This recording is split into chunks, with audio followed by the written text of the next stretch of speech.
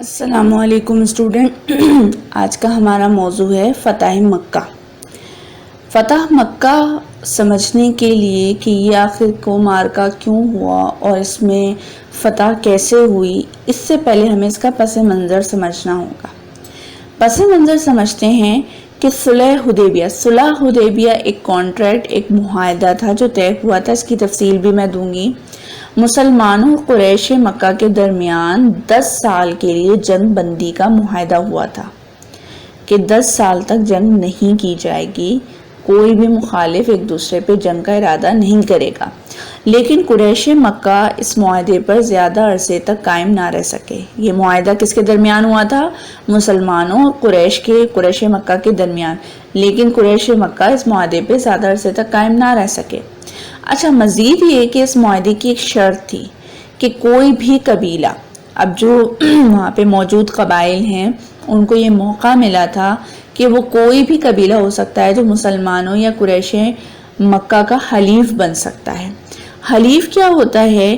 حلیف اگر کسی بھی گروہ کو سپورٹ کر سکتا ہے، جس کا بھی وہ حلیف بنے گا، کوئی بھی قبیلہ ہوگا اور وہ حلیف بنے گا تو وہ اس کے لیے سپورٹیو ہوگا، اس کے لیے تعاون کرے گا، مددگار ہوگا۔ اگر وہ جنگ ہوگی تب بھی مدد کرے گا، یا کسی بھی معاملے میں اس کا دوست رفیق کہلائے گا۔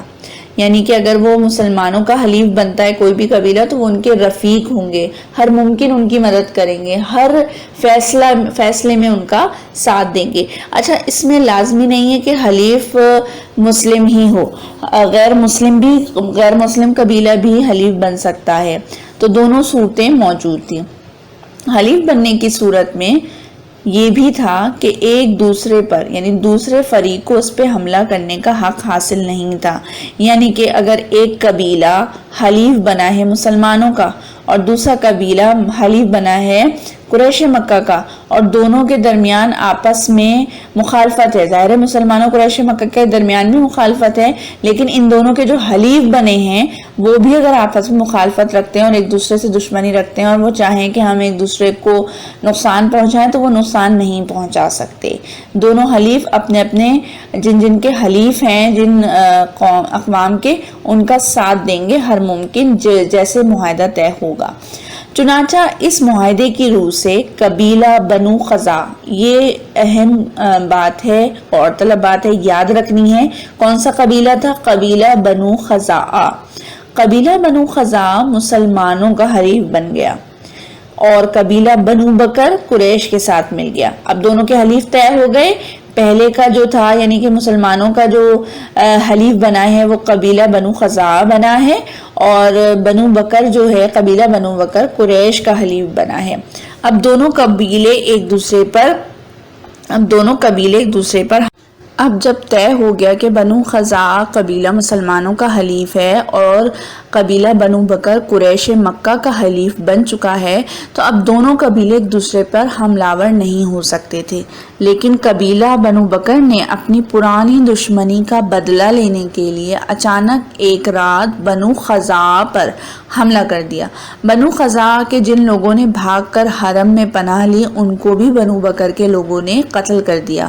بنو بکر کو اس حملے میں کس کی حمایت حاصل تھی؟ قریش کی، یعنی کہ جن کے وہ حلیف تھے انہوں نے انہیں سپورٹ کیا کہ وہ اس طرح سے کریں، حملہ کریں تاکہ معاہدہ ٹوٹ جائے۔ ان کا یہ حملہ صلح حدیبیہ کی کھلی خلاف ورزی تھی، کیونکہ سب سے پہلا جو پوائنٹ تھا صلح حدیبیہ کا وہ یہی تھا کہ 10 سال تک جنگ بندی رہے گی، اور سب سے پہلے حملہ قریش کی طرف سے ہوا، ان کے حلیف کی طرف سے ہوا جنہوں نے بنو بکر حلیف کس کا ہے؟ قریش مکہ کا ہے، اور انہوں نے بنو خزاع قبیلے جو کہ مسلمانوں کا قبیلہ تھا، مسلمانوں کا حلیف تھا، ان پر حملہ کر دیا تاکہ جنگ کسی طرح شروع ہو، جنگ کی شروعات ہو اور کسی طرح صلح حدیبیہ کا معاہدہ ٹوٹ جائے۔ اب جب بنو بکر نے بنو خزاع پر حملہ کیا اور کافی لوگ قتل کیے گئے تو بنو خزاع کے لوگ حضور صلی اللہ علیہ وآلہ وسلم کے پاس اپنی فریاد لے کر گئے کہ آپ صلی اللہ علیہ وسلم نے فوراً ایک قاصد کون ہے؟ جو پیغام ایک جگہ سے دوسری جگہ لے کر جاتا ہے، ان شرائط کے ساتھ قریش کی طرف روانہ کیے جن کی تفصیل مندرجہ ذیل ہے کیا شرطیں لکھی؟ اس قاصد کے ساتھ جو ایک شرائط کا ایک ورق بھجوایا، اس میں کیا شرطیں تھی؟ وہ پہلی شرط یہ تھی مقتولین کا خون بہا ادا کیا جائے، یعنی جو قتل کیے گئے ہیں ان کا جتنے لوگ قتل کیے گئے ہیں ان کا خون بہا، یعنی ان کی ادائیگی کی جائے۔ قتل کا بدلہ کیا ہوتا ہے؟ قتل ہوتا ہے۔ یا قریش مکہ بنو بکر کی حمایت ترک کر دیں، یعنی کہ قریش جو ہیں جن کا حلیف بنو بکر بنا ہے ان کی حمایت ترک کر دیں تاکہ ان کو سزا دی جا سکے۔ جب تک وہ حلیف ہوں گے ان کو سزا نہیں دی جا سکے گی، ان کے خلاف کچھ نہیں کیا جا سکتا، اسی لیے قریش مکہ سے کہا گیا کہ وہ بنو بکر کی حمایت نہ کریں۔ یا پھر یہ اعلان کر دیا جائے کہ حدیبیہ کا معاہدہ توڑ دیا گیا ہے، یعنی جو کام کفار مکہ قریش مکہ کرنا چاہ رہے ہیں اس کا اعلان کر دیں، کیونکہ وہ اعلان نہیں کر رہے، صرف انہوں نے معاہدہ توڑنے کی ایک وجہ بنائی ہے۔ قریش مکہ نے گھمنڈ میں آ کر تیسری شرط قبول کر لی۔ پہلی کیا شرط تھی کہ جتنے بھی قتل کیے گئے ہیں ان کا خون بہا ادا کیا جائے، یعنی کہ قتل کا بدلہ قتل سے دیا جائے۔ یا قریش مکہ بنو بکر کی حمایت نہ کریں، یعنی کہ وہ اپنے حلیف کو چھوڑ دیں، اپنے حلیف کی حمایت نہ کریں۔ اور تیسرا یہ تھا کہ آپ اعلان کر دیا جائے کہ حدیبیہ کا معاہدہ توڑ دیا گیا ہے۔ تو قریش مکہ اس بات پہ راضی ہو گئے، تیسری شرط انہوں نے قبول کر لی اور حدیبیہ کا معاہدے کو توڑنے کا اعلان کر دیا۔ قریش مکہ کی وعدہ خلافی کا بدلہ لینے اور خانہ کعبہ کو بتوں سے پاک کرنے کا یہ بہترین موقع تھا۔ پس سن 8 ہجری میں 8 ہجری، اب آپ کو یہ بات سمجھ میں آ رہی ہوگی کہ یہ جو فتح مکہ کا سلسلہ شروع ہوا ہے یہ ہجرت کے بعد شروع ہوا ہے۔ ہجرت آپ نے نبی اکرم صلی اللہ علیہ وسلم نے کی، اس کے 8ویں سال واپس فتح کرنے کی کوشش کی مکہ کو۔ حضور اکرم صلی اللہ علیہ وسلم نے 10,000 صحابہ کرام کا لشکر تیار کیا اور مکے کی طرف کوچ کیا، یعنی کہ مکے کی طرف روانہ ہوئے۔ جب کھلے عام بنو بکر حلیف جن کا قریش مکہ نے کھلے عام جب یہ اعلان کیا کہ ہم یہ معاہدہ توڑتے ہیں، تو نبی اکرم صلی اللہ علیہ وسلم نے بہترین موقع سمجھا کہ یہ وہ موقع ہے جس میں ہم مکہ کو بتوں سے پاک کر کے فتح کر سکتے ہیں۔ تو اسی موقع کا فائدہ اٹھاتے ہوئے نبی اکرم صلی اللہ علیہ وسلم نے 10,000 کا لشکر صحابہ کرام کا تیار کیا، جسے لشکر جرار بھی کہا جا رہا ہے کہ لشکر جرار نبی اکرم صلی اللہ علیہ وسلم کی قیادت میں مکہ کی طرف بڑھ رہا تھا۔ راستے میں دیگر قبائل، اب بہت سے قبائل جو حلیف تھے، حلیف کے علاوہ بھی بہت سے قبائل تھے جن کا مسلمانوں سے معاہدہ تھا، یہ بھی ساتھ ہو لیے، یعنی حلیف کے علاوہ بھی ایسے معاہدے جس میں قبیلے کو شامل کیا گیا تھا، ایسے قبیلے رستے میں ملتے گئے اور وہ بھی شامل ہوتے گئے۔ قریش کو جب مسلمانوں کی مکہ کے نزدیک پہنچنے کی اطلاع ملی تو انہوں نے تحقیقات کے لیے ابو سفیان، حکیم بن حزام اور بدیل بن ورقہ کو بھیجا، لیکن ابو سفیان گرفتار کر لیے گئے اور حضور اکرم صلی اللہ علیہ وسلم کی خدمت میں انہیں پیش کیا گیا۔ اس وقت ابو سفیان کے پچھلے تمام اعمال حضور اکرم صلی اللہ علیہ وآلہ وسلم کے سامنے تھے، کیونکہ ابو سفیان جو کہا جاتا ہے تاریخ کا حصہ ہے کہ ابو سفیان بدترین دشمن تھا اسلام کا اور ہمارے پیارے نبی صلی اللہ علیہ وآلہ وسلم کا بدترین دشمن تھا۔ تو جتنے بھی ابو سفیان کے کارنامے تھے سب جو ہے نبی اکرم صلی اللہ علیہ وسلم کے سامنے تھے، لیکن آپ رحمت للعالمین ہیں، رحمت للعالمین نے انہیں معاف فرما دیا اور ابو سفیان نے اس طرح اسلام قبول کر لیا۔ ان کی یہ رحمت للعالمین کی یہ صفت دیکھ کر ابو سفیان نے اسلام قبول کر لیا۔